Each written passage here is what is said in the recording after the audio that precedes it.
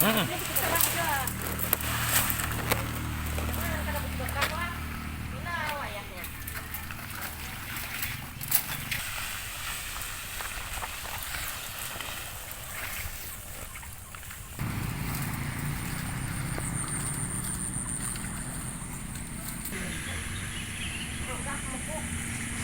Ini adalah rotan produksi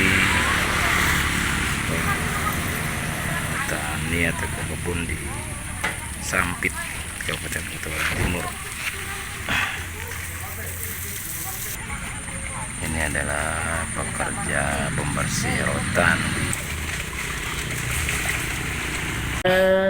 Tidak mungkin kita tetap hanya menjual rotan Mentah. rotan asalan. Ya.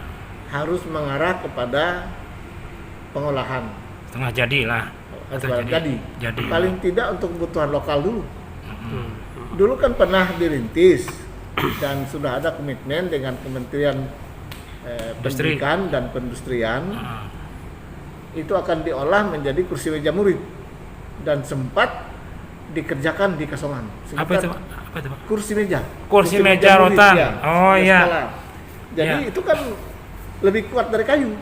Iya. Kan rotan tidak mudah patah, bahannya banyak. Dan orang yang dilatih keterampilan itu sudah ada. Dulu ada dua cara. Saya membuka SMK di Kasongan. Ya. SMK itu sampai peralatan pun dibantu oleh kementerian itu. Iya. Keringpangi itu, Pak, ya? Bukan di Keringpangi, di Kasongannya. SMK, kalau Keringpangi kan SMK 1, yang SMK 2-nya. Harapan saya ya kalau memang kita mau mengalihkan usaha masyarakat dari sektor pertambangan yang merusak lingkungan itu, ya harus alternatifnya karet dan rotan. Kemungkinan lain kalau karet dan rotan itu menggunakan untuk menggunakan teknologi tinggi untuk mengolahnya. Kan banyak sekali manfaat rotan itu, bukan hanya untuk mobiler. Iya. Ini sebenarnya program Bea Cukai dari tahun ke tahun ya. Di tahun 2019 mungkin teman-teman sudah baca beritanya, di tahun 2019 kita melakukan kajian potensi ekspor rotan. Rotan itu kan sebelumnya dilarang untuk diekspor. Sampai sekarang pun juga di peraturannya dilarang untuk diekspor.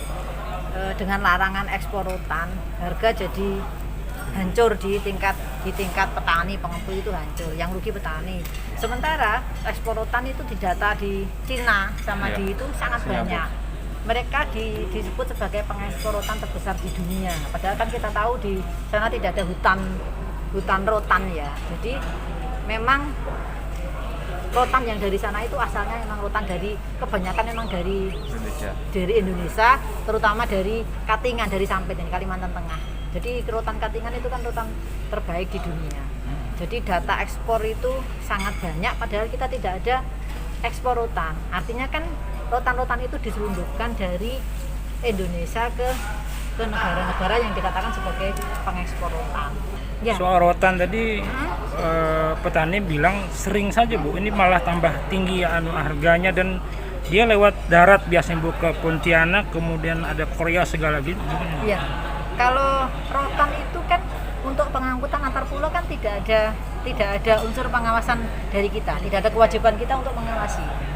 Kita tidak lagi punya wewenang untuk mengawasi pengangkutan barang antar pulau melalui laut. Ya, jadi sifatnya di Bea Cukai Sampit itu kan bukan end usernya, bukan perbatasan. Jadi di sini tuh kita fungsinya hanya memberikan informasi bahwa ada pengangkutan rotan dari sini. Kita infokan ke teman-teman perbatasan.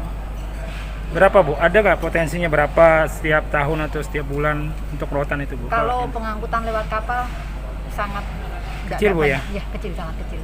Berarti tapi kan satu kapal kan bisa 150 ton, bisa 100 ton sampai 150 ton. Iya, mungkin berarti.